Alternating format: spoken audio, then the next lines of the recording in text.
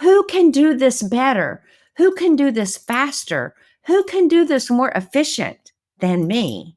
And I have to tell you, from those days forward, I started hiring people and putting people in positions that could do things better than me. Hello, and welcome to the Influence and Growth Mastery Podcast, where high-performing CEOs and entrepreneurs learn to scale smarter. I'm Tanya Gossage, founder of Gossage Consulting and the Power Connectors. Right here, every week, you're going to discover the real strategies in referral marketing, authority building, and AI-powered automation to help you attract high-ticket leads and grow through smart connections, not cold outreach. Hello, I'm Tanya Gossage, the growth strategist behind the Who Not How plus AI movement. And if you're ready to simplify, scale, and succeed, you're in the right place today. This podcast, this episode is exactly for you. Today, we're talking about the CEO dilemma. Are you leading or are you just delivering? Let me be direct with you. If you're stuck in the weeds, your business is never going to scale. It may grow, but it's not going to scale. I don't care how talented you are or how hard you work. If you're still delivering everything in your business, you're not the CEO. You're just an extremely busy employee. And I know exactly how busy you are because I've been there. I see this so often, actually almost constantly, with service business owners and founders. They've built something extremely amazing, but now they're trapped inside of it. They've got this brick and mortar or an online business, a digital marketing business, a LinkedIn business, whatever it may be that you're attempting to do, but trapped inside of it. If that's you, it's because you lack what? Discipline. It's because you haven't made the shift into what I call true leadership. And so today, I want to help you stop delivering and start leading. I want to tell you a quick story, personal story, actually. Years ago, back in my corporate career, back in banking, I was leading a very high-performing banking team back in operations. I was managing the operations department. We were doing lots of work. I was extremely stressed out, actually. And I felt like I was doing all of the things. And I was going through my job evaluation, actually. And I can't remember exactly how many people I managed at the time, but it was quite a few. And I remember the bank president doing my evaluation, and he was talking to me about all of the great things that I was doing, all of the things that we had accomplished. And I remember asking him, because I always wanted to know, what are the areas, even if they didn't give them to me, I wanted to know, where can I improve? What are the things that I need to be working on? Because I always wanted to get to that next step. I wanted it to scale, if you will. And so I remember asking him, what do I need to do to grow and to scale into my next position? And I will never forget what he told me. And that was the thing that changed me forever when it comes to leadership. And he said to me, you have grown into many positions in the company, but I honestly don't know what position I can move you into next, because you've not prepared yourself or your team for the next role. And I thought to myself, what in the world? He said, you don't have anybody ready to take your position. So I can't move you into the next position because there's no one to take your place in your current role. I have to tell you, this was on a Friday. And come Monday, I had a plan. I had a plan to where there were more than one person that could take my place. Not immediately, because you have to understand that if somebody was going to take my place, somebody had to take that person's place. And then somebody had to take that person's place. And then somebody had to take that person's place. And so for the entire department, I had to have a strategy. I had to have a vision. I had to have a plan of out of all of the tasks and the processes that took place in that department, somebody had to learn the ones that somebody wasn't already trained on. So I spent the weekend evaluating my team and figuring out who was going to back up who. And I have to tell you, I got busy.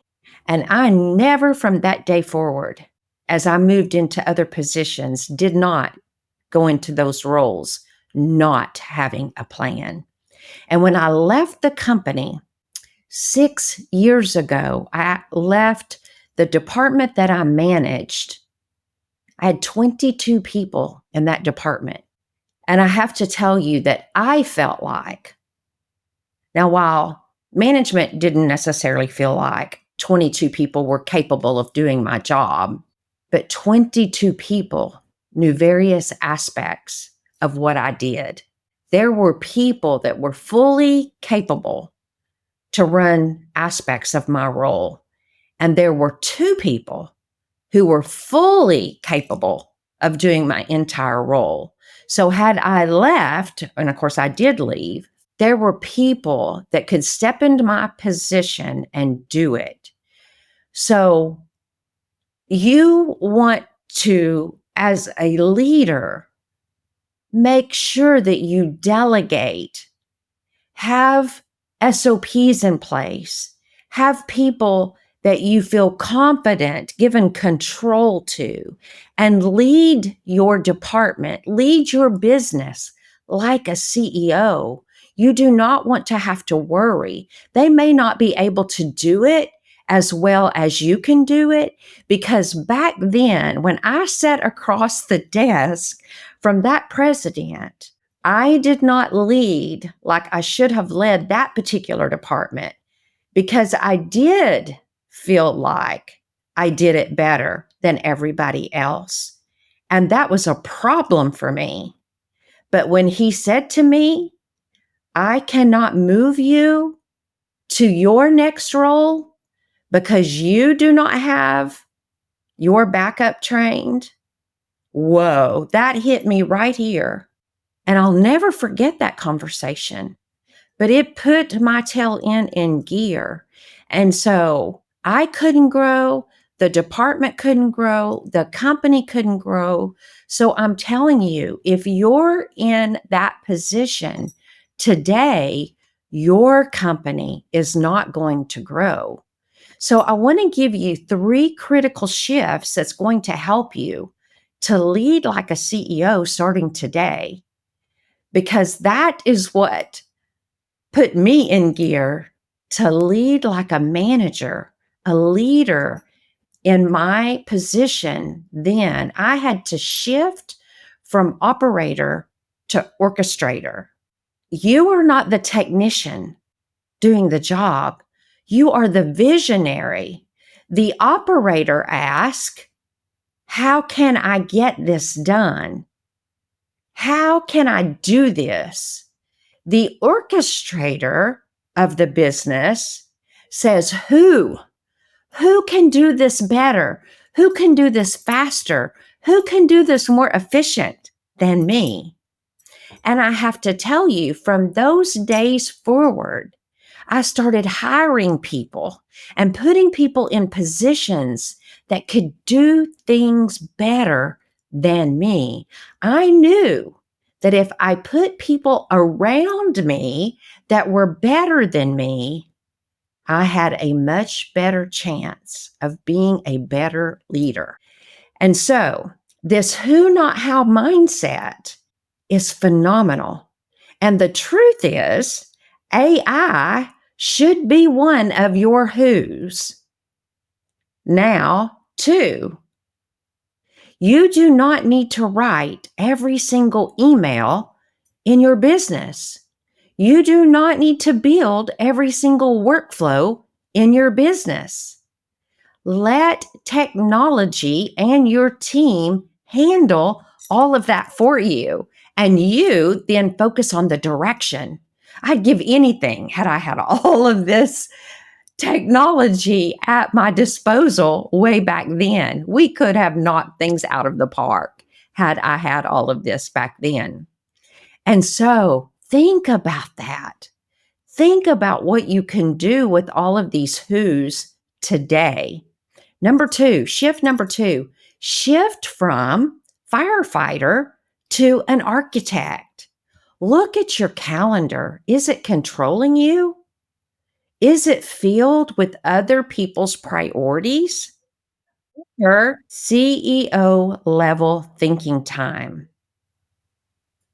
Firefighters, they react, right? Architects build systems.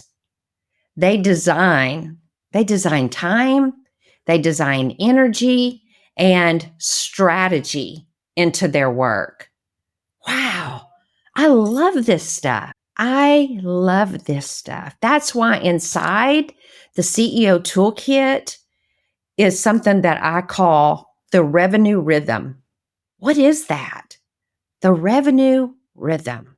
It's pretty much what I just said, designing time and energy and strategy into your week. It's designing every week how to drive authority and connections and cash flow into your calendar. If your calendar is not working for you, then your business isn't either. I just took off almost 2 full weeks babysitting kids, 2, 4, and 13, and my business didn't miss a beat. It just continued to run because I have 2 virtual assistants who are running it. They work on all the operations. I do quite a bit of AI, who runs my business as well, and I work on revenue producing activity. Amazing, right?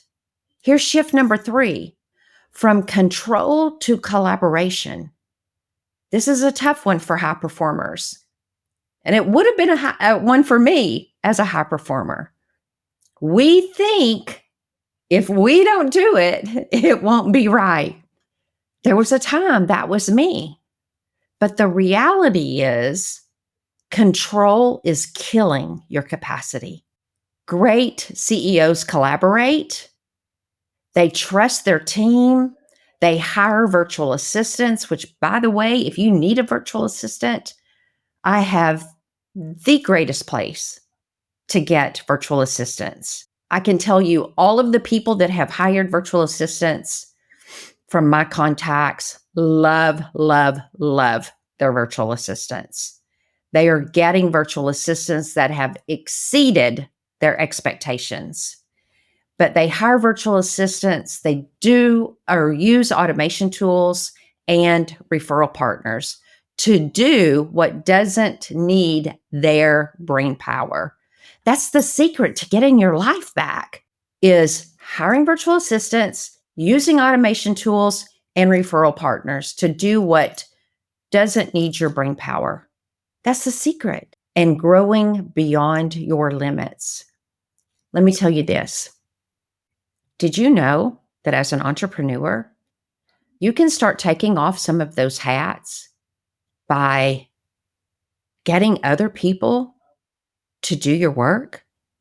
If you don't want to hire a virtual assistant, but you need a business plan and you don't want to do the business plan, let me show you how to do it with artificial intelligence.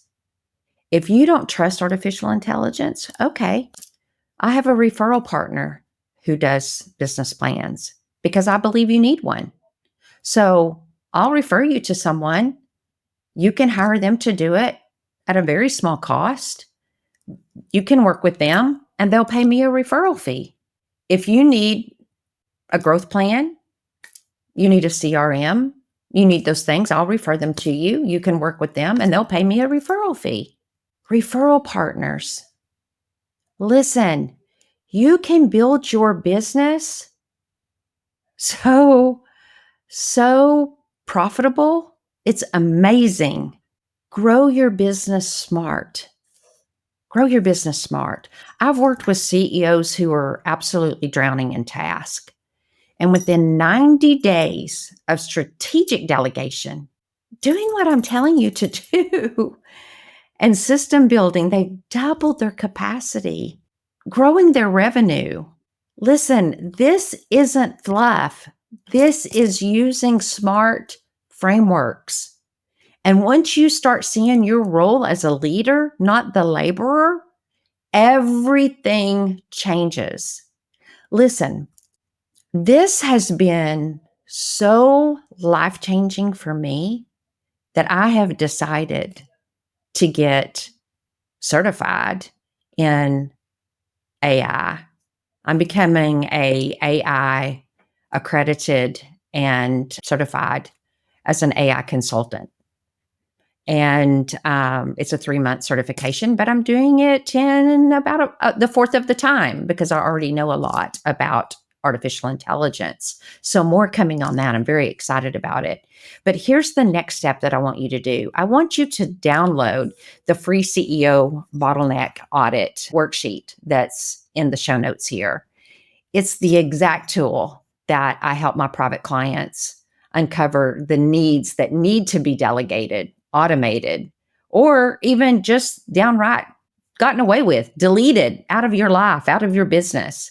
I think I've told you before, if you listen to my podcasts consistently, there were things that I was doing in my business that I just decided I don't even need to be doing that anymore. Why am I doing that? It's pointless. It's useless. Get rid of it. It's a time waster. It's an energy suck. I don't need it anymore.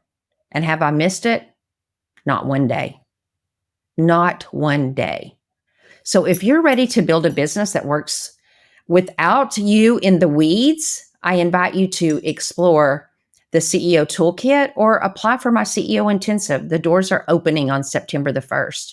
You may have seen the clip that I posted on Influence and Growth Mastery podcast that says coming soon. That toolkit is coming extremely soon, September 1. Get ready to apply for it if you're interested. And I'll leave you with this. You didn't become an entrepreneur to be overworked or overlooked. You became one so that you can lead, so that you can grow, and to create a real impact.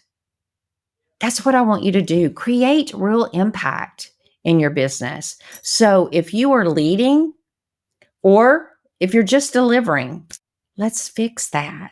Start now. Are you leading or are you just delivering? Let's fix it. I want you to be leading.